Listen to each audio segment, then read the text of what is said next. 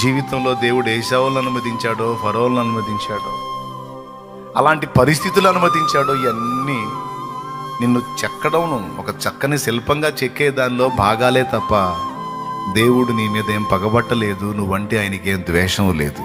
ఇంకా చెప్పాలంటే తన ప్రాణం కంటే ఎక్కువ ఇష్టం నువ్వు ఆయనకి. తమ్ముడు, నమ్ముతావా? తమ్ముడు, నేను నమ్ముతానన్నాడు చేతులు ఎత్తండి. ఎంత ఇష్టం నువ్వంటే? ప్రాణం పెట్టేశాడు కదండి, ప్రాణం.